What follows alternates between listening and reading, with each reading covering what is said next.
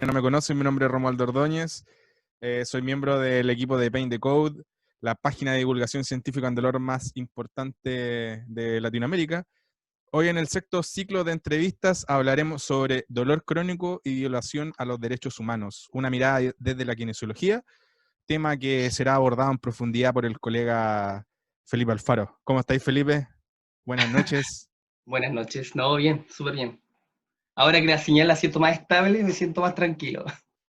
Sí, Sí, no, yo con el me condoro costó entrar. de la clave. Bueno, Felipe, agradecerte por haber aceptado la invitación. Eh, Hoy tenemos un tema súper interesante para conversar. Eh, Probablemente muchas personas de las que están acá en el live no manejan mucho el tema o probablemente no han escuchado hablar sobre esto. ¿Ya? Mm, Bueno, Felipe, él es kinesiólogo, él es egresado de la Universidad Santo Tomás, de acá de Concepción. Actualmente está cursando un magíster o maestría en salud pública, mención epidemiología, en la Universidad Andrés Bello, allá sí, en Santiago. Tú estás allá en Santiago, Felipe, ¿cierto? sí, sí. Él trabaja en el programa PRICE, el programa orientado a la atención integral eh, de salud física y mental en el ámbito individual, grupal, familiar y social comunitario de las personas que se han visto afectadas por la represión política ejercida por el Estado en el periodo de septiembre de 1973 hasta marzo de 1990. Felipe además es co-investigador FONIS, que después le vamos a preguntar a Felipe de qué trata cierto este estudio que él está realizando sobre la prevalencia del dolor crónico musculoesquelético con y sin sensibilización central en víctimas que han sufrido violaciones a los derechos humanos entre el año 1973 y 1990 y que están siendo atendidos a través de este programa PRICE. Eh, Felipe, no sé, ¿quieres agregar algo más de tu presentación, algo que se me haya quedado en el tintero? No, bien, solamente recalcar que sí, estamos en un proceso de investigación con un grupo de profesionales donde hay kinesiólogos, psiquiatras, psicólogos, es todo un equipo que empuja esta investigación que lamentablemente por los contextos sociales, ¿cierto? Hemos estado un poquito frenados, pero se entiende y estamos en pro de construcción y retomar lo que significa esta investigación. Claro. Súper. Le voy a subir un poquito el volumen a... Disculpa, Felipe. Bueno, para algunos, como decía anteriormente, este tema es un tanto desconocido y lo pudimos contratar cuando hicimos esta ficha de inscripción donde había que formular preguntas para el live, que esta dinámica, la verdad, la queremos implementar de ahora en adelante, sobre todo para el live que se nos viene el 24 de julio, que después lo vamos a estar presentando. Por ejemplo, nos encontramos con preguntas como, ¿existe algún dolor que marque alguna tendencia, alguna región corporal o alguna sensación? ¿Qué le duele a una persona cuando se le muere un hijo? ¿Ya? Pero me gustaría preguntarte, Felipe, partir con esta primera pregunta, ¿cuál es la principal relación entre el dolor persistente, dolor crónico, y el recuerdo o la asociación a la violación a los derechos humanos? Ya, empezamos con todo, parece. Sí, po, las preguntas que pudimos darnos cuenta que querían saber un poco la relación que existía entre la violación de derechos humanos y el dolor crónico, me llamó mucho la atención de que habían personas que decían que no encontraban la relación y querían como que la explicara. Me pasó lo mismo a mí, cuando empecé a construir estas ideas de cómo el dolor persistente musculoesquelético podría ser un hallazgo que se encontraba en secuelas o en personas que habían sido víctimas de tortura, fue la aventura, por así decirlo, de querer entender el fenómeno que hay detrás de todo esto. Han pasado como 4 años desde esa vez, desde que entré en lo que fue la tesis, y créanme que es un mundo súper gigante, que la puerta del dolor musculoesquelético en sí es una puerta de entrada a muchos fenómenos que están relacionándose y conversan en sí y que podrían de una u otra manera estar gatillando o potenciando una señal dolorosa musculoesquelética. Pero quedarnos como en lo musculoesquelético, quedarnos en la estructura, es reducir mucho el fenómeno, creo yo.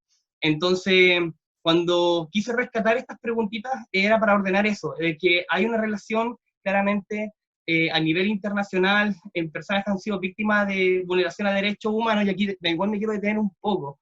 Cuando hablamos de derechos humanos, hablamos respecto a lo que ocurre, ¿cierto?, post Segunda Guerra Mundial y el consenso que existe en torno a varias aristas en torno a los derechos o los garantes, ¿cierto?, que fueron conquistados por la humanidad en pro de respeto mutuo y establecer bases para que los estados se organicen y podamos convivir tranquilamente, ¿cierto? Entonces, hay varias aristas en tema de los derechos humanos. No solo hay que entenderlo como la violación a derechos humanos, sino que son muchos derechos que están en sí conversando y se relacionan. Sin embargo, en el artículo 5 de esta carta, dice explícitamente, ningún ser humano será sometido a dolor, ¿cierto?, a maltrato, a injuria, y esto también es muy ruido porque el Estado o las leyes incitan a que no se puede generar ese tipo de violencia en las personas. Pero cuando vemos el derecho internacional respecto a qué dice en torno a lo que es la tortura, ya tomamos otra figura. Y la tortura se figura en torno a el daño que puede generar un agente del Estado, es decir, una persona que cumple un rol desde el Estado, desde una institución, y ocupando ese rol, infringe daño según el tipo de motivo que quiera, interrogatorio, querer denigrar a la persona, destruirla en sí, en su pensamiento, varias ideas.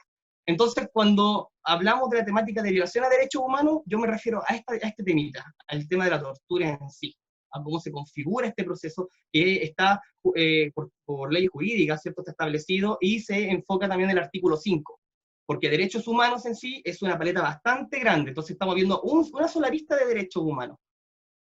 Eso es lo que quería como más o menos aclarar.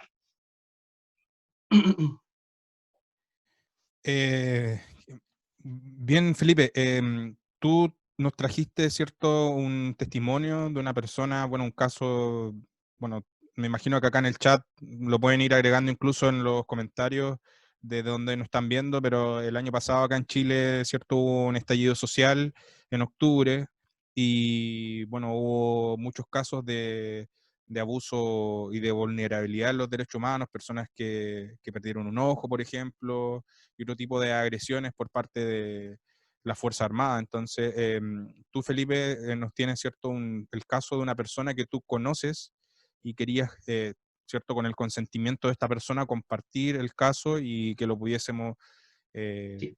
desarrollar en base a eso. Sí, traje este ejemplo para que podamos desde ya visibilizar desde el dolor, ¿cierto? Desde la materia que nos convoca a nosotros como kinesiólogos o que estamos relacionando con la materia, a empezar a ver el contexto y ver el fenómeno. La persona que aparece o va a aparecer en estos momentos, en este video, claramente me dio permiso para poder demostrarlo, verlo, es un caso que él lo ha hecho público. Hemos estado en conversaciones previas, yo le pregunto detalles como cómo te has sentido, cómo va tu recuperación, ¿cierto? Va bastante bien, está recuperando rango, pero las imágenes son fuertes, quizás algunos ya las vieron porque fue algo bien que se dio mucho por redes sociales. Eh, y yo lo quiero traer a la mesa simplemente para poder después hacer la reflexión en torno a lo que nos convoca, que es el dolor, pero esta puerta para mí es una puerta de entrada a un mundo mucho más grande, ¿ya? Y voy a intentar compartirlo. Vamos a ver cómo nos va. Es bien rápido el video, ¿ya?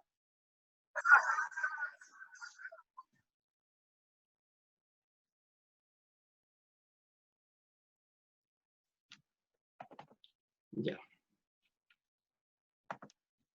Espero que se haya podido compartir, es bien rápido el video. La situación es la siguiente, encontramos a Carlos que le dispararon con una bala de munición de guerra, lo que le provoca la siguiente fractura, no sé si la pueden ver, una fractura expuesta, que si logran ver el video y lo pueden buscar después, tenemos una fractura expuesta que está muy visible, y en esta imagen ya tenemos los tutores externos, ¿cierto? Y los clavos que están coordinando ahí un poquito o sujetando la fractura. Lo que yo quiero intentar visibilizar con este ejemplo es que no nos fijemos en la fractura, no nos fijemos en el hueso, no nos fijemos en la herida en sí, sino que veamos el contexto de lo que significa Carlos haber sido baleado, de verse en esos videos, ¿cierto? Y sobre todo verse expuesto a un conjunto de procesos clínicos en torno a cirugías y más cirugías, y una rehabilitación que es bastante compleja, pero que él, a pesar de que es joven, está fuerte y convencido de que va a salir adelante. A mí me Felipe, conmueve mucho. Ah, dime. ¿puedes poner de nuevo el video? Porque hay personas que dicen que no se pudo ver. No se pudo ver. Ya, dame un Sí. segundo. ¿Pero tú O lo sea, pudiste ver? se vio la carpeta. No, tampoco lo pude ver. Ya, a ver. Ahí se ve el archivo, pero a lo mejor el Ah, ya VS sé por qué. Player, Dame un segundo. Porque estoy ejecutando el video. en VS Player parece. Sí, dame un segundo. Ya, ahora sí, ahora debería verse. Dame un segundo. Ahí sí, vamos a ver. Avísame si se ve. Ahí sí, ahora sí.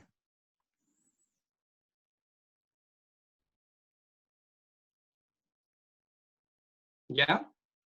Ahí se está viendo. ¿Se pudo ver? Sí. Se vio lento, sí. No se vio muy Sí, fluido. lo lamento, pero pueden buscarlo. Está el caso en internet, lo puedo compartir el video, pero ya, perfecto. Ahí leo que sí se vio.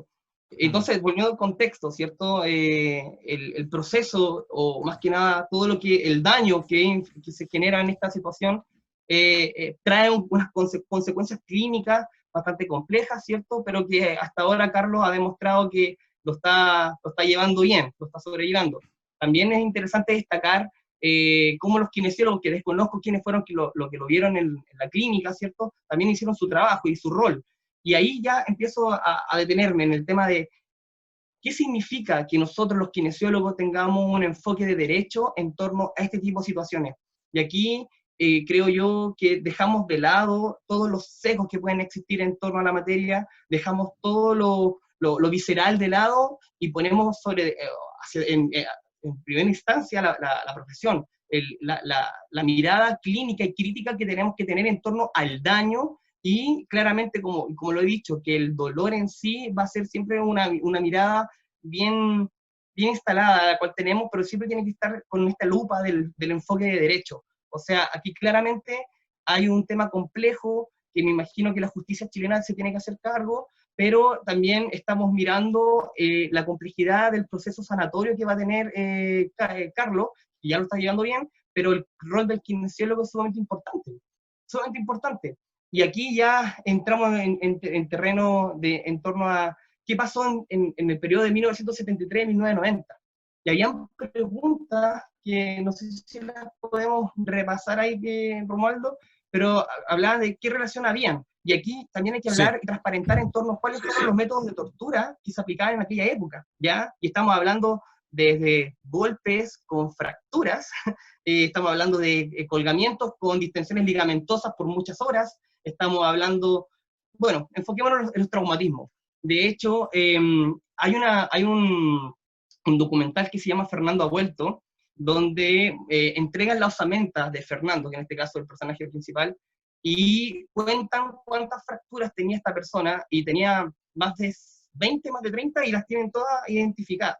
Entonces ahí uno se pone a reflexionar en torno a cómo es la capacidad de violencia, ¿cierto? Y la capacidad de hacer daño al otro ser humano y generar, o te matan, polifracturado, por así decirlo, o simplemente te generan un daño que va a tener todo un proceso de salud-enfermedad que te va a afectar en tu calidad de vida. Entonces, que encontrarnos con el dolor crónico, claramente, simplemente que el dolor crónico va a ser la punta de un gran iceberg, o de un gran, ¿se entiende a lo que quiero llegar? Es un Sí. fenómeno en el cual tenemos que estar siempre mirando, de una lupa que tenemos que tener los kinesiólogos al fenómeno, al contexto, porque esto responde a un contexto y a un fenómeno que está in situ. Mm. Felipe, de hecho, avanzando con las preguntas, ¿en qué consiste el programa PRICE, para quienes no lo sepan, y cuál es el abordaje biopsicosocial a un usuario que tiene dolor crónico asociado o que haya sufrido algún tipo de violación a los derechos humanos? Perfecto. Mira, el PRICE, el Programa de Reparación Integral, es una respuesta del Estado en materia de salud, ¿cierto?, de salud pública, a las personas que fueron sobrevivientes o víctimas de la violación a derechos humanos durante este periodo, de 1973 a 1990. Eh, la teoría o el paso de los años del programa ha consolidado aristas bastante interesantes respecto a cómo abordar este tipo de poblaciones. La salud mental se ve impactada claramente, existen daños y existe un reconocimiento del daño al entender cómo estos fenómenos de vulnerabilidad a las personas les fueron afectando en sus procesos de salud-enfermedad. Entonces, no es lejano encontrarse con términos muy interesantes donde los psiquiatras, los psicólogos, que tienen un gran componente en este programa, transmiten a los equipos de salud y dentro de los conceptos que he podido ir aprendiendo con el tiempo, que esto ya es materia como muy de otra área, no de los kines, por eso es importante empezar a abrirse en esta temática. Empezamos a digerir temas como el daño transversal, el daño transgeneracional, donde el daño transversal se sitúa dentro del contexto del evento represivo en la familia que consumía o estaba dentro del marco del hogar, es decir, que compartían el mismo alimento, compartían el sustento económico, y en ese momento, cuando ocurre el evento represivo, como por ejemplo que sacan a tu padre de la casa, o desaparece, o le pegan adentro y el niño mirando, ese se genera un daño transversal a la familia, al núcleo familiar. Sin embargo, el daño transversal se entiende como ese mismo daño que es traspasado de generación en generación, a las futuras generaciones, a los niños, a los nietos de, ¿ya? Entonces, el daño transversal no hay que entenderlo como a lo mejor que mi dolor propio corporal se traspasa al niño, ¿ya? No tan así, pero sí podemos entender que existen patologías a nivel mental que se pueden traducir en ciertos jóvenes que tiene que ver con su historia de vida y su historia y cómo se configuró su historia de vida en torno a este marco de violencia familiar. Entonces es interesante cómo uno va entendiendo el daño transgeneracional. Sí, de hecho, bueno, se ha estudiado que las personas que sobrevivieron al holocausto nazi, Sí, hasta 3 generaciones han manifestado, por ejemplo, disminución en los niveles de cortisol, entonces son personas más propensas a desarrollar estrés, sí, y por ejemplo, eso está asociado no solamente por el tema del ADN, sino que más bien por el microARN, que genera estos sí, cambios metabólicos, conductuales, es todo un tema. De hecho, hay estudios en ratas, no es sí. fácil ese tipo de investigación tampoco, pero por eso es importante, Está, existe. sí, está. Existe, ¿Ya? está, existe, hay material de eso, el doctor psiquiatra don Carlos Madariaga, es muy interesante lo que él escribe, lleva muchos años de ejercicio en esta materia, y te invita como kinesiólogo, ¿cierto?, a empezar a mirar esto, porque si no miras esto, si no logras comprender lo que tú razones como dolor crónico, se te va alejando. Hay que entender cómo conversan todos estos fenómenos en torno a una persona, ¿cierto?, que ha sido violentamente o fue sometida a una violencia. Ahora bien, igual quería aclarar que tampoco reduzcamos este fenómeno solamente a víctimas de tortura, sino también a otras personas que simplemente no fueron torturadas, por así decirlo, y también tienen tantas complejidades, tanto en salud mental y física. Es decir, el daño que se genera a partir de estos eventos es infinito, casi incalculable. Por ende, claramente hay que abordar a personas que han sido víctimas de tortura con un criterio clínico, pero no dejar de lado de que el fenómeno es transversal a la sociedad chilena en sí. Eso es lo otro. Es muy interesante esa visión también.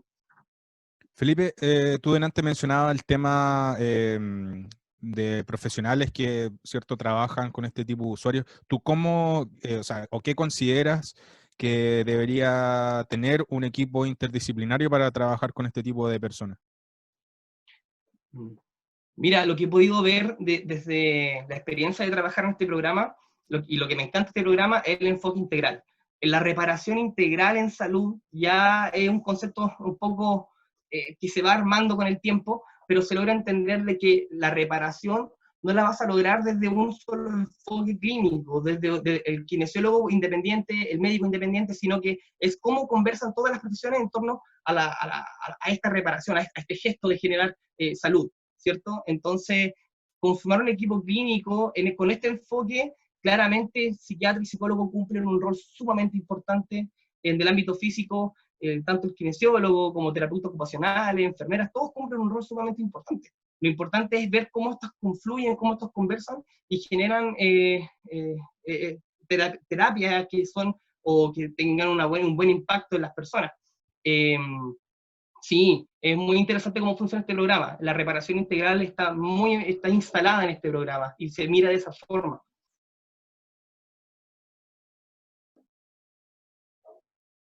Estás con micrófono Ah, apagado. sí, ahora sí, ahora sí. Sí, Bueno, va a ser un poquito una pausa. Estas preguntas, como decíamos anteriormente, todas las personas que se inscribieron llenaron un formulario, entonces recogimos las mejores preguntas, ¿cierto?, para configurar esta entrevista. Eh, Cabe resaltar de que, bueno, hoy estamos con el tiempo un poco más limitado. Felipe, tú tienes una reunión después, tengo entendido, con el Colegio de Kinesiólogos, así que vamos a andar justos con la hora. Felipe, ¿existen acciones o proyectos que hayan implementado intervenciones kinésicas o kinesiológicas a este tipo de usuarios?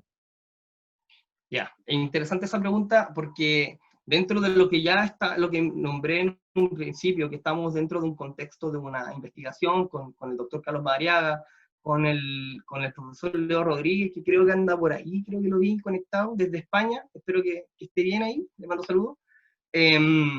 Sí, hemos hecho esta acción, pero esto nace también desde la escasez de información, nace desde la necesidad de querer entender esta materia y darle una continuidad en lo que es lo académico, porque cuando empecé a hacer la tesis descubrí que no había mucho paper, no había investigación, no había información y me empecé a cuestionar el por qué. Entonces, bajo esa idea del desconocimiento, yo dije, bueno, vamos a tener que empezar a trabajar en esta materia los kinesiólogos y claramente imagínense, si nos cuesta entender esto, si nos cuesta conversar acerca de esto, menos investigación va a haber. Entonces, que existan proyectos paralelos sería lo ideal. Desconozco otra acción que estén generando otros colegas en torno a esta materia, ¿ya? Pero sería sumamente interesante que pudiéramos expandir esto, ya que es algo que no está en el pasado, sigue siendo muy presente y que falta y que nos potenciaría mucho también en torno a poder entender otros fenómenos que se configuran en nuestro país, ya que, y sigo insistiendo, en esta idea de que yo creo que la violencia en sí es un problema de salud pública y la tortura es un problema de salud pública. La tortura no terminó en el 90, la tortura se sigue aplicando y la violencia en sí no es tan solo la violencia física o esto que nosotros entendemos como violencia, sino que existen muchas configuraciones de violencia a nivel de la sociedad. Y todas son dignas de evaluar, de entender y de generar estrategias para poder abordarlas. Al final, el concepto que nos invita el dolor crónico en esta puerta para entender todos estos fenómenos es a entender esto como una problemática de salud pública. Súper. Sí. Felipe, ¿qué consideraciones deberíamos o debemos tener en cuenta a la hora de evaluar a una persona que ha sufrido algún Ya. tipo de violación a los derechos humanos? Buena pregunta. Eh, Dentro de las consideraciones, nosotros en el PRICE por lo menos vemos casos crónicos. Casos crónicos, o sea, imagínense, ocurrieron sucesos desde 1973 a 1990 y el programa parte como en el 91. Entonces, entender de que el proceso crónico que se ve en el programa no nos acerca a lo que significa tener la agudeza de una pesquisa en una persona en un estado agudo, ¿ya? Entonces, es sumamente importante entender eso. Y existe a nivel internacional un protocolo, el protocolo de Estambul.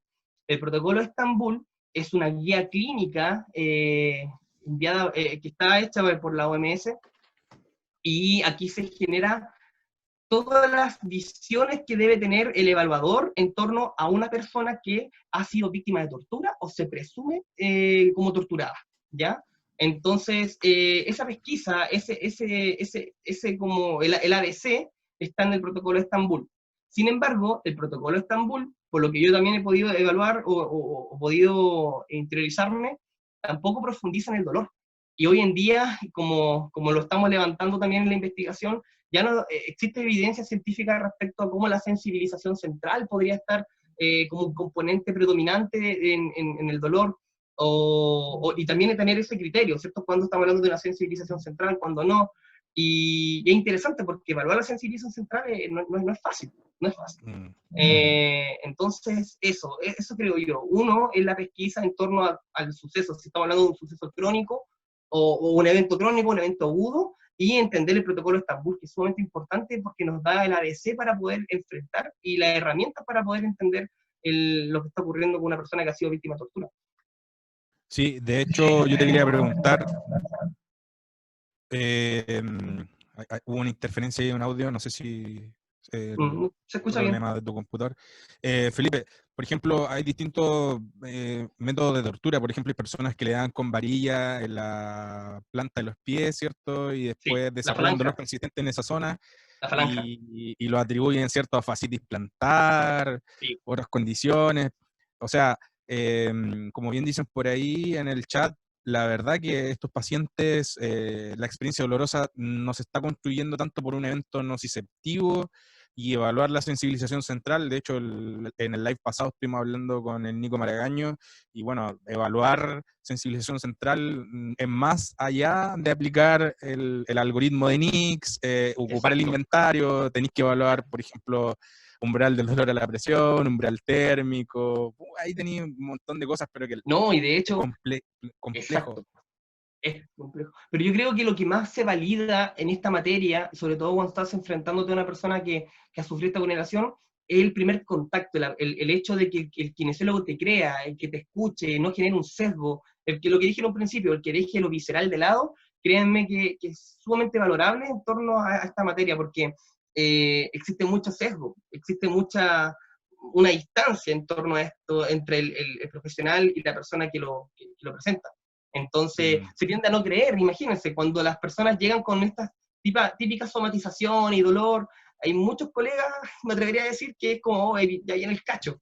Y no, no es así. Y sobre todo una persona que ha sido víctima de tortura. Entonces, eliminar esos patrones y empezar a instalar el enfoque de derecho creo que es sumamente importante en nosotros con esta materia. Mm. Y con todas, Eh, sobre todo. sí, me imagino que dentro de las condiciones también deben haber personas que desarrollarán fibromialgia, problemas de hombro Sí. doloroso, ya, Es pero que atribuido a cierta experiencia traumática. Y mira, y más allá del dolor, estuve leyendo, sí, creo que el mismo paper de Falanja, que no sé si es el mismo que tú estás hablando, Romualdo, que tiene que ver que las personas, si bien presentaron sintomatología dolorosa o sensibilización central en la planta de los pies, después se traducía a otro tipo de somatizaciones, como dolores de cabeza, síndrome del colon irritable, ¿cachai? Mm. Depresión. Entonces, al Trastornos del final, no es sueño, me tan solo el imagino. dolor crónico, es un conjunto de eventos que se están relacionando, ¿sí? Que se Mm. denominan síndrome de sensibilización central. Interesante Mm. esto. Eh, Felipe, ¿cuáles son las experiencias de las personas que se les ha violentado en sus derechos humanos y cómo interviene el kinesiólogo? ¿Cómo lo ve la gente, el aporte de nosotros en este caso, de los kines? ¿Cómo fue la experiencia? Sí. Mira, la comisión Valech, que fue esta comisión que se generó para poder eh, transparentar qué ocurrió, qué métodos se ocuparon, ¿cierto? Muchos de ellos expresan lo que comenté antes, los golpes, sobre todo en la cara, sector de la cara, golpes corporales, fracturas, el método del Paudarara, que era colgar a la persona de forma muy atada de mano, ¿cierto? Lo Mm. pueden buscar, Paudarara. Eh, Violaciones sexuales, en la venda sexy se violó con animales, el submarino, el teléfono, que eran golpes que te pegaban en el oído. No dudo que existan personas con tímpano roto. Entonces, estas experiencias, ¿cierto? No es fácil de que una persona llegue y te diga, hola, ¿sabes qué? Me hicieron esto. No, no.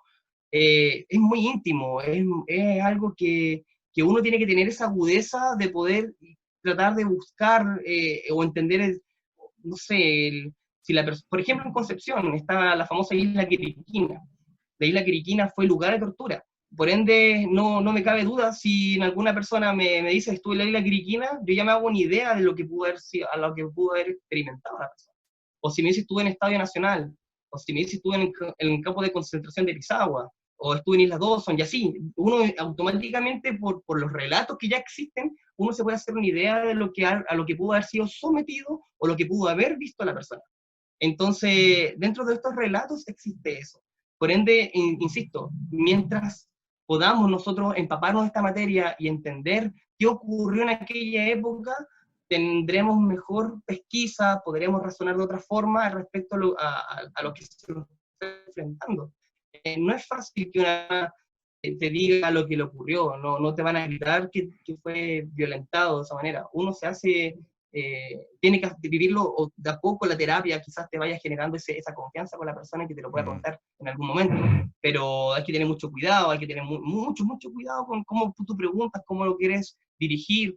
Es complejo, no es fácil, pero se da. Y las personas generalmente, y esto igual lo quiero rescatar, las personas que han vivido experiencias súper fuertes, no todas generan dolor crónico, ojo con eso. Hay personas que han vivido experiencias sumamente complejas, como por ejemplo el caso de Aideo Berrouter, que incluso mañana voy a estar ahí invitado a otra conversación con ella, porque ella lanzó, o hicieron una película, un documental acerca de lo que le ocurrió. Ella perdió su hijo.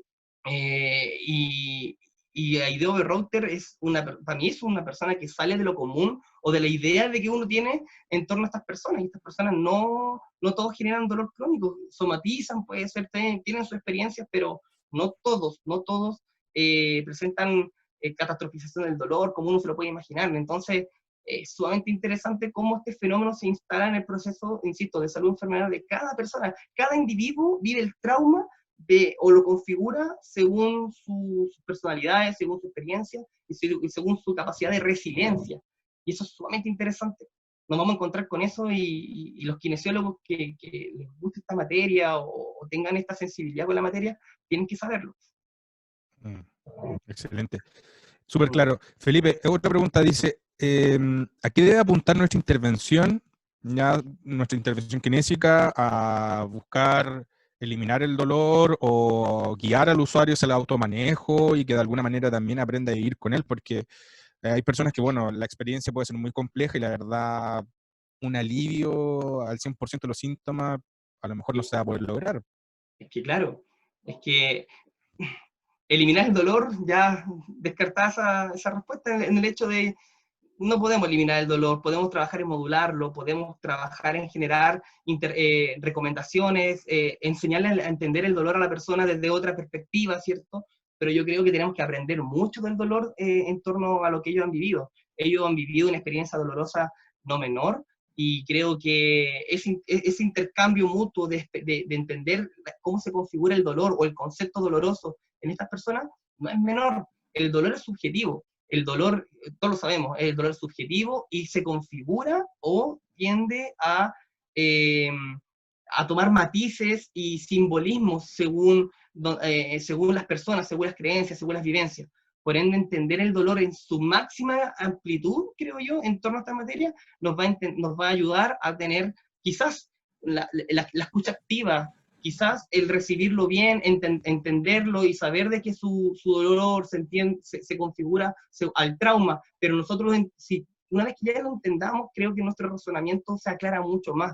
Y lo otro es, una persona que perdió a su familia y que hasta el día de hoy la busca, y llega a preguntarte por qué le duele el cuello, por qué le duele la zona lumbar o por qué tiene fibromialgia, es como, está claro de que hay un tema mucho más grande, pero claramente podemos entregarle herramientas para que lo module. Y creo, y los kinesiólogos creo, que cumplen un rol sumamente importante en esta materia con el dolor. Lo aprendemos a sobrellevar también, creo yo, con las personas. Nos empapamos de este dolor y eso es lo otro. Este dolor, para mí, detrás del dolor hay un signo de esperanza, y lo he visto en los usuarios, cuando los veo que se reencuentran, o veo fotos cuando se reencuentran y conmemoran a sus caídos, o conmemoran a sus familiares que siguen buscando, ese granito de esperanza que ellos transmiten detrás del dolor, para mí es como, es algo que me llega mucho. Uno espera verlos derrotados, uno espera verlos como en su proceso de salud de enfermedad como muy complejo, pero no es así, todo lo contrario. Hay un simbolismo, cambia ahí la temática del dolor, viéndolo como bien amplio, no abordando el músculo esquelético en sí. Súper. Felipe, de hecho, has mencionado como algunas cosas que es cierto que se pudiesen leer posteriormente, porque hay gente en el chat preguntando qué recomendarías, si lo tienes a mano en algún momento lo puedes pegar en el chat, un copy-paste, como para los colegas que estén interesados. Ahora me gustaría preguntarte, ¿qué nos falta como kinesiólogos para Ujú. integrar estos conceptos en nuestra práctica clínica? ¿Crees que, por ejemplo, tenemos que aprender un poco de lo que llamamos práctica clínica psicológicamente informada? Porque no es llegar y ponerse a atender a una persona, este tipo de usuario, o sea, hay que cumplir Sí, con un perfil, el profesional, ¿cierto? Tener empatía, escucha activa, sí. manejo de habilidades comunicacionales. Sí, no, yo creo que, y no solo los kinesiólogos, yo creo que a la sociedad en su conjunto, el hablar de estos temas son súper reparadores. En comenzar a darnos cuenta de la magnitud del fenómeno es muy reparador. Cuando el kinesiólogo se empapa de esta materia, creo yo, cuando el kinesiólogo empieza a buscar, a entender cómo se configuraron ciertos procesos sociopolíticos que terminan generando daños y a nivel de salud pública, y que son usuarios que están en la red, no solamente se atienden en el PRICE, lo vas a ver en un CCR, lo vas a ver en un hospital, en sala intermedia, están en toda la red.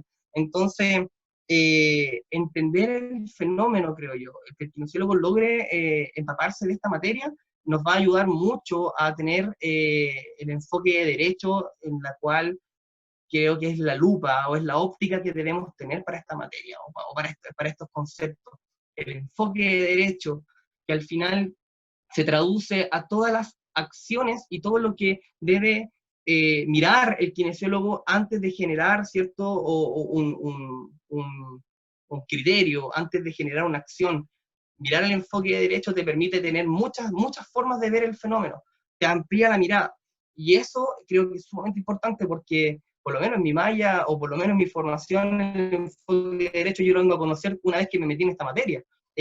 Hablar del trauma lo vine a entender cuando me metí en esta materia. Y insisto, me metí en esta materia y logré entenderla y sigo aprendiendo mucho de ella desde esta puerta que fue el dolor crónico. O sea, insisto, yo empecé con dolor crónico, pero terminé absorbiendo otros conceptos que me van configurando todavía ayudando o suma a poder entender lo que significa el dolor en esta población.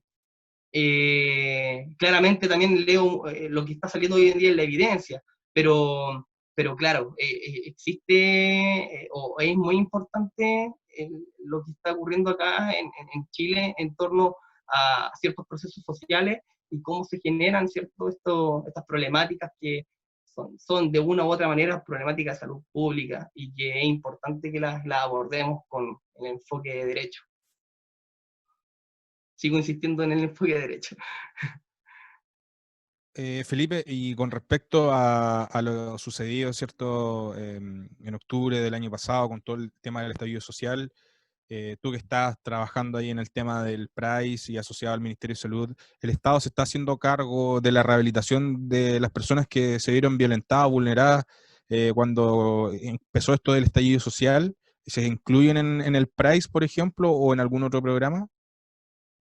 Eh, Tengo entendido que existió un programa, o existe un programa relacionado a aquellas personas que fueron dañadas a nivel de ocular, Ocular. ¿cierto? Con trauma ocular. Creo que ese programa está en el Hospital El Salvador y sigue funcionando con sus pros y sus contras debido a la pandemia. Ahora bien, el PRICE abarca la población de 1973 a 1990. Entonces, desconozco cómo se ha ido configurando algún tipo de programa, algún tipo de respuesta sanitaria específica a esta población. Es un proceso, yo creo, un proceso bastante eh, importante que tiene que dar el Estado como respuesta de garantías, ¿cierto?, en torno a la materia.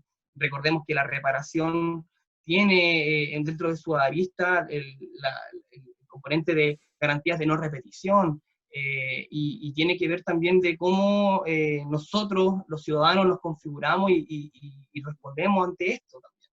Y claramente es muy necesario, es necesario. La experiencia que tuve yo, por ejemplo, en atendiendo personas en zonas donde había conflicto, me di cuenta del impacto que generó estas protestas. Y me llegaban casos de fractura o casos de 15 por caída, como también TEC por lacrimógena, o incluso, no sé si una fractura, pero claramente una contusión que podría generar una fractura desde la bomba lacrimógena directa al cuerpo. Entonces, tomando eso en cuenta y esos datos, creo que son necesarias las respuestas desde los servicios de salud en torno a cómo los profesionales tienen que abarcar a estas personas, cómo la respuesta desde urgencia, que es la puerta de entrada, a la rehabilitación, tiene que estar enfocado en dar una respuesta contundente en torno a esta materia y sobre todo insisto, con este enfoque de dejar de lado el sesgo, de dejar de lado lo visceral y poner la profesión sobre todo adelante, el servicio público adelante. Y eso es un trabajo no menor.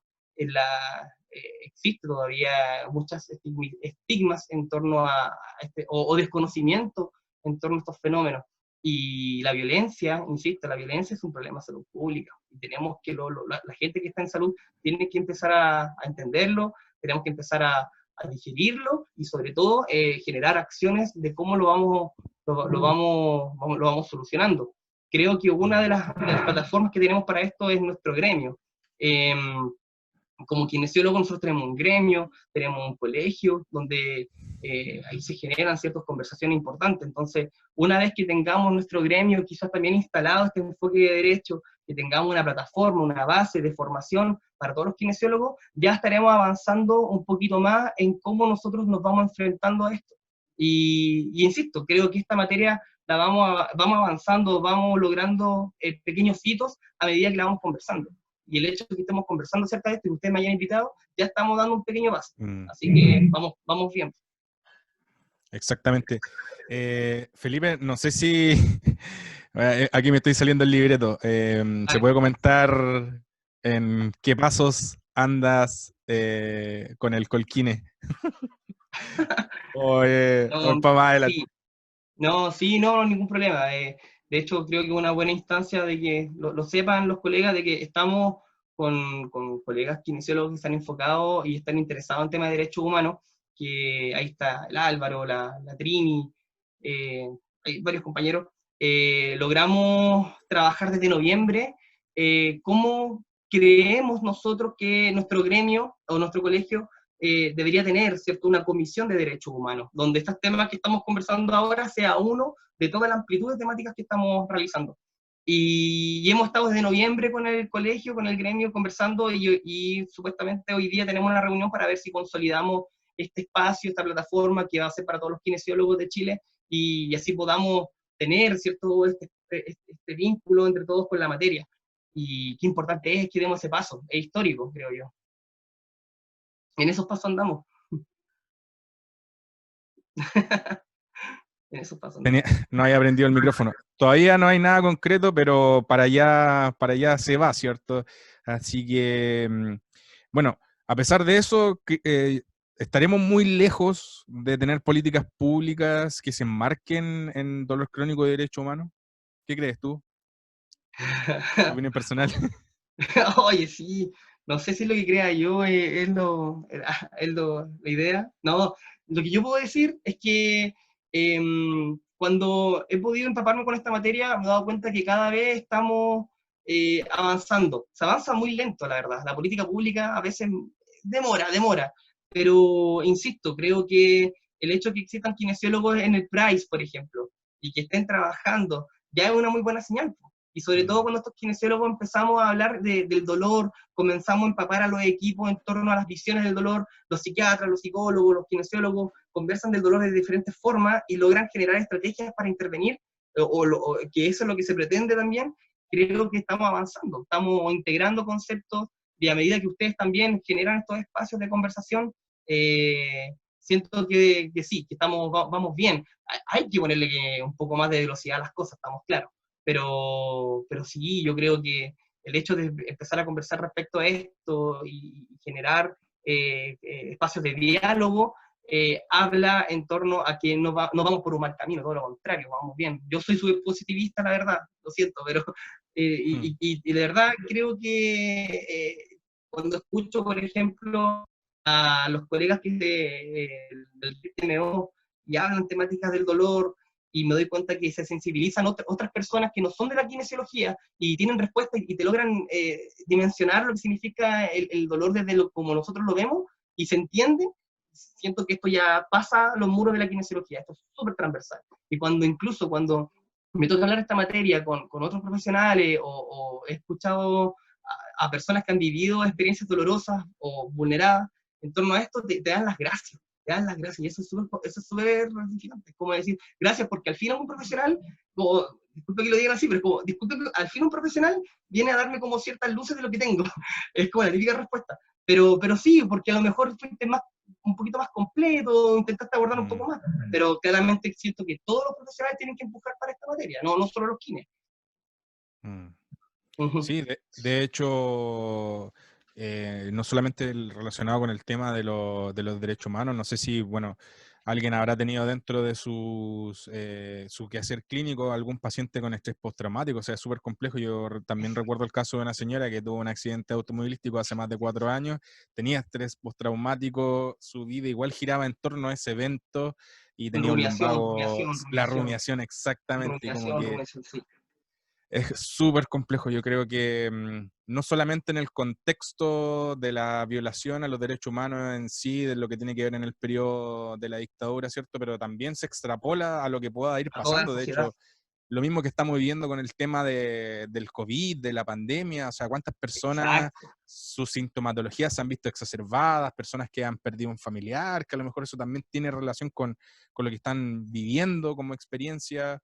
Es complejo, o sea, se puede, como dices tú, ampliar Es que al esta final estoy visión. tocando un tema sumamente importante que tiene que ver la mirada de la salud mental en torno al dolor crónico, porque el dolor crónico no camina solo, camina de la mano con la fibromialgia, camina de la mano con la depresión, con el trastorno postraumático, que son cuadros de estrés bien complejos que generan cambios aberrantes, ¿cierto?, en el comportamiento de las personas. Entonces, el mirar el dolor crónico como algo individual, yo creo que ya no es el enfoque, sino que tienes que empezar a mirar todo lo que está englobando el dolor crónico, como sabemos, que es multidimensional. Entonces, claramente, cuando tú ves a una persona que viene con fibromialgia a lo mejor, o tiene toda esta sintomatología de catastrofización del dolor, y de repente te dice que es golpeada por su marido, o sea, violencia intrafamiliar, claro, ahí ya debería cambiar un poco también nuestro enfoque, ¿no? O sea, está bien, nosotros vamos a trabajar y nos vamos a reducir a técnicas que van a modular ese dolor, pero no podemos creer que eso es la solución, o sea, hay un tema de base como la pregunta anterior, que son políticas de Estado y políticas de salud que tienen que empezar a mirar esto de forma más integral. Exactamente. Sí, po. Bueno, vamos a pasar ya a las últimas preguntas, ¿cierto, Felipe? Que nos quedan nuestras últimas 4 preguntas. Yo quería comentarles a todos los asistentes que el próximo viernes vamos a tener un invitado internacional desde España, el doctor Rafael Torres Cueco.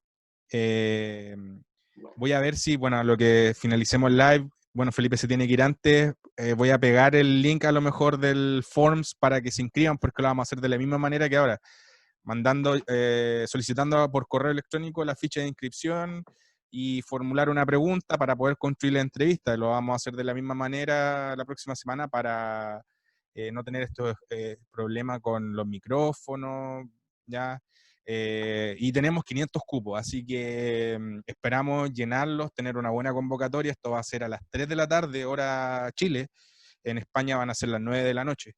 Espero poder estar, si es que no me sale algún compromiso, pero el live va igual. O sea, el equipo acá somos varios, somos 6 de Paint the Code. Entonces, también te dejo la invitación a ti, Felipe, para el live de Torres Cueco. Ojalá puedas estar. ¿Ya? Ahora, pasando a la siguiente pregunta, dice, ¿cómo hacer más efectiva una entrevista clínica para una persona, o sea, si queremos abordar una persona con vulneración a los derechos humanos, porque me imagino que no es fácil hacerlo, como decíamos anteriormente? ¿Qué nos puedes decir con respecto a eso? ¿Cómo la podemos hacer más efectiva? Efectiva. Quizás esto es como un resumen, porque quizás hay cosas que Sí, ya sí, mencionaste porque antes. Sí. creo que ya he mencionado hartas herramientas. Por Sí. ejemplo, si queremos, el protocolo de Estambul, desde ya lo dejo a todos invitados a que lean el protocolo de Estambul, entiendan en qué se configura, por qué es importante tenerlo muy presente, e incluso han existido capacitaciones en torno al protocolo de Estambul. Entonces, es interesante tener esa herramienta, nos da otra, nos ayuda, ¿cierto?, a acercarnos a la materia. Entender el contexto también en cómo se generó esto es importante. Y entender también las consecuencias que puede tener la persona en torno al hecho en concreto, también nos va a ayudar a qué preguntas podemos hacer y cómo vamos afinando, ¿cierto?, lo que queremos pesquisar al final. Al final, ¿en qué se va a detener nuestra interrogación? ¿En querer escuchar que reviva el trauma? ¿O simplemente entender qué tipo de dolor podría estar predominando sobre el otro, y eso nos va a dar luces de cómo va a ser nuestro tratamiento? No lo sé, la verdad, no tengo una respuesta clara a eso, pero creo que tenemos que empaparnos de muchas herramientas para poder enfocarnos bien en qué queremos detectar y qué queremos compartir con el equipo clínico, que al final es eso, al final no nos vamos a hacer cargo nosotros de forma individual en torno a la rehabilitación del dolor de esta persona, sino que tiene que ser multidisciplinario el abordaje. Entonces, ahí hay un rol importante del kinesiólogo, creo yo, de cómo lo va a hacer.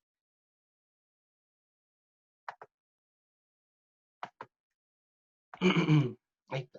Micrófono. Ahora sí, tenía el micrófono silenciado.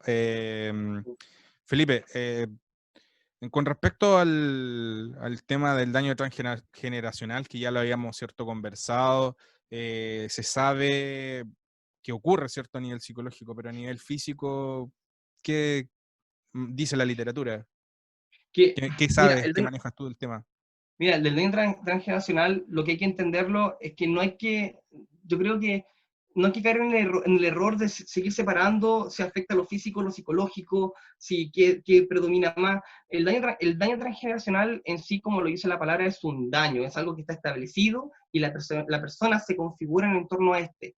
El daño transgeneracional, como dice, que pasa de generación en generación, es porque viene de un suceso de mucho más atrás, que tiene que ver con la experiencia represiva o de violencia que tuvo algún familiar de esta persona. Por ende, es importante el entender ese encuadre, ese camino, ¿cierto? Porque al final todo el proceso de enfermedad de esta persona va a estar configurado en su daño transgeneracional.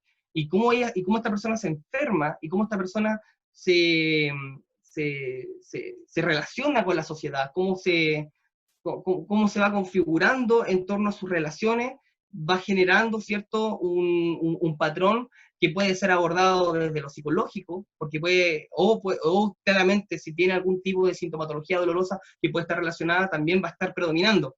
Entonces, creo que más allá de enfocarlo en torno a si afecta más lo físico o lo mental, yo lo enfocaría más al encuadre de en qué se basa el daño transgeneracional en esta persona.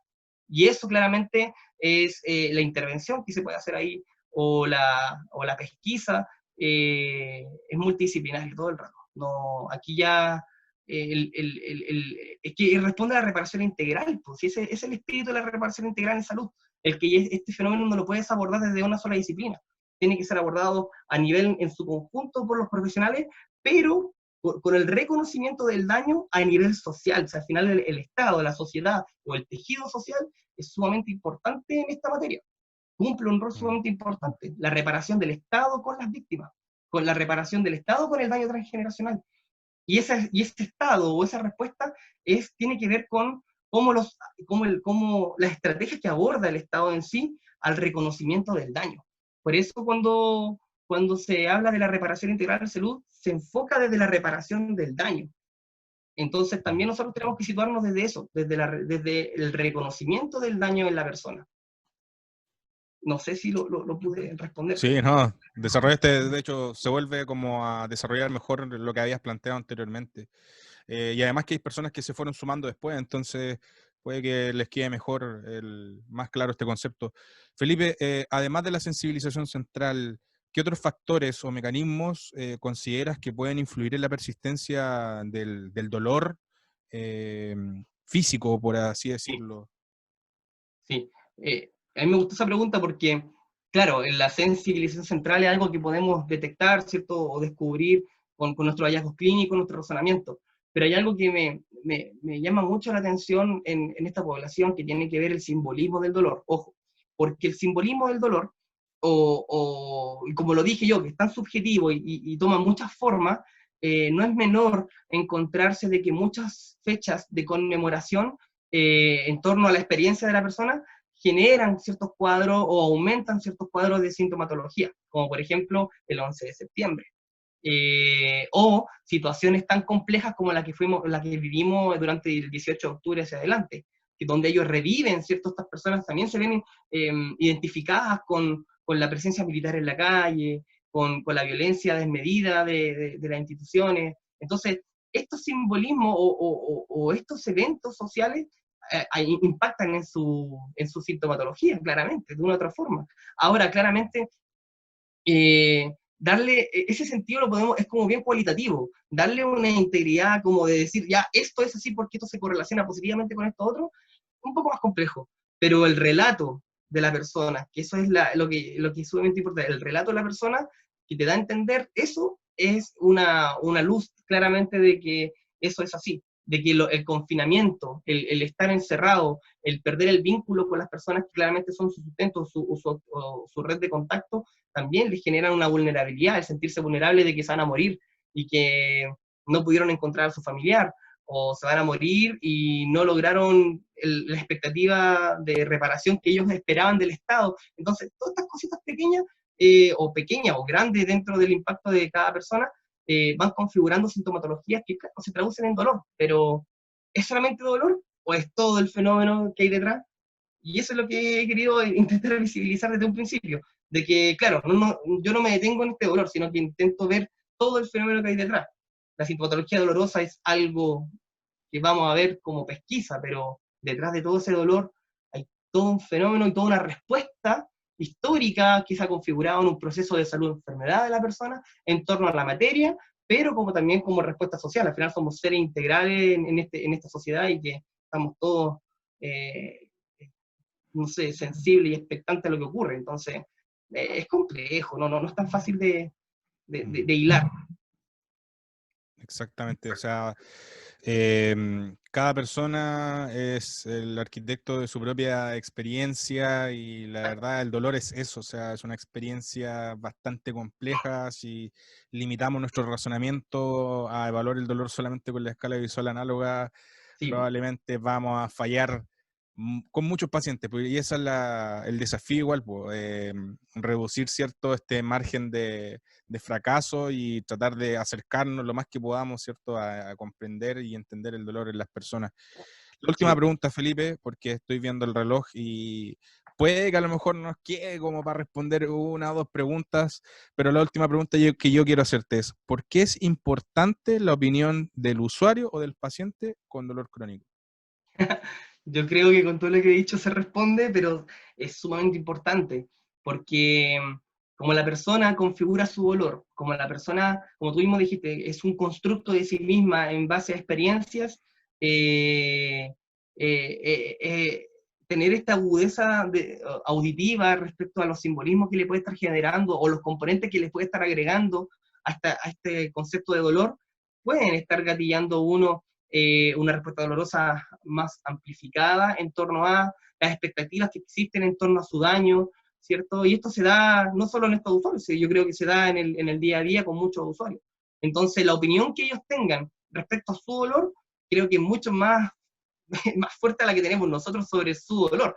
Por ende, el validar el dolor de la otra persona ya te hace tener un punto ganado, creo yo. El validar el dolor del otro, el Mm, reconocer el daño del otro. Creo que eso ya es un punto ganado en torno a quizás qué tratamiento puedes llevar con él y quizás sea un poco más eficaz a entregarle una mejor calidad de vida, a lo mejor a que pueda dormir un poquito mejor en la noche y no sentir este dolor, a lo mejor a que la persona después entienda el por qué pasa esto y genere una mejor respuesta o anticipación, ¿cierto? A ciertos sucesos que le producían más dolor. Entonces, yo creo que va por ahí, yo creo que va por ahí, pero es sumamente importante la validación del dolor de la otra persona, todo mm, el rato. exactamente. Eh, Bueno, no tengo más preguntas. Puse en el chat si alcanzamos a responder una o dos preguntas del público, porque la verdad contestamos unas que fueron saliendo, que fueron como dos que apuntaban hacia lo mismo.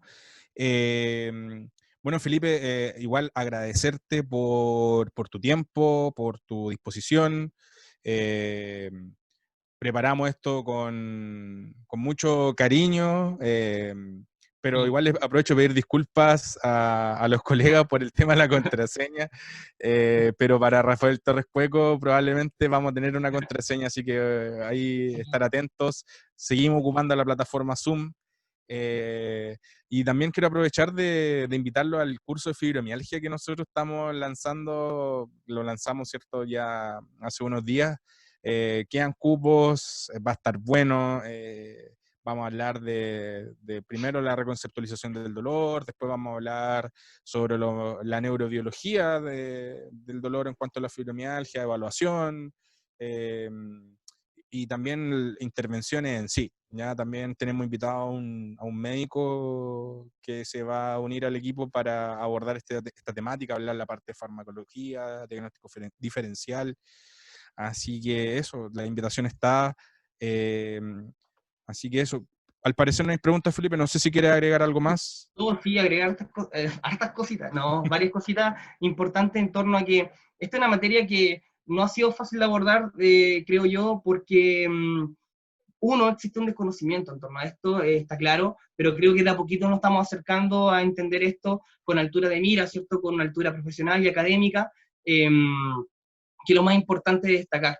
Y lo otro también es que existe, no conozco tantos kinesiólogos que se hayan relacionado a la materia como al 100% o en su proceso de, lo que también me genera a mí levantar un poco el por qué el kinesiólogo no ha estado tan inmerso en esta materia cuando tiene un fuerte componente de rehabilitación física. Entonces, esas reflexiones las quiero compartir para que ustedes también las vayan quizás pensando en por qué podría haber pasado. Y lo otro, que la investigación siempre va a ser un camino bien bonito y cómo nosotros también podemos, en base a la investigación, ir generando evidencia y estrategias en torno a esta población. Entonces, eso, creo que es importante que los kinesiólogos miremos esto. Hay un kinesiólogo que ya falleció, pero tengo entendido que estaba muy relacionado a derechos humanos, que era el esposo de una tecnóloga médica y que se desconoce su historia. Así que yo creo que es sumamente importante que después puedo dar ahí un video que se pueda compartir su experiencia de vida. Así que nada, pues, ahí hay harto que hacer todavía. Hay harta tarea y hay un gran desafío, creo yo. Súper. Felipe, bueno, si hay alguien interesado, a lo mejor tú me puedes enviar algunas lecturas, algunos títulos, cosa de yo poder reenviárselo a las personas que se inscribieron y que quieran profundizar más la materia, porque entendiendo que en honor al tiempo ya te tienes que sumar a otra reunión, y el resto, en mi caso, yo tengo que trabajar mañana, así que voy a preparar las cosas para irme al tuto, porque mi hija despierta a cada rato en la noche pidiendo teta, entonces... eh, tengo que dormir bien, pues, o sea, si no mañana voy a andar irritable. Con dolor crónico. Con dolor Dolor crónico. crónico, sí. No, de verdad, cuando duermo mal me duele el estómago, dolor de cabeza. Hoy día entrené, así que mañana a lo mejor voy a andar con más DOMS. Oye, muchas gracias por la invitación. Se pasaron. De verdad que No, sí. gracias a ti, Felipe. Se pasaron. Me voy súper Gracias, chicos. contento. Ojalá le haya abierto una nueva mirada, una nueva perspectiva. Los que no han salido de la burbuja, salgan, por favor. La violación, la represión todavía continúa. Y como dicen por ahí, para que nunca más en Chile se vuelvan a repetir este tipo de situaciones, ¿ya? Que lamentablemente se repitieron ahora con el estallido social del año 2019. Así que eso, Felipe, te deseo lo mejor, te vuelvo a agradecer Gracias, y un chiquillos. Se pasaron. abrazo para todos. Y esto se Saludos a sube todos a los YouTube colegas. en un rato más. Así que eso. Ya, pues. Vale. Ya, pues, me despido. Chao. Que Cuídense. te vaya bien, Felipe. Chao. Chao. Se pasaron. Chao.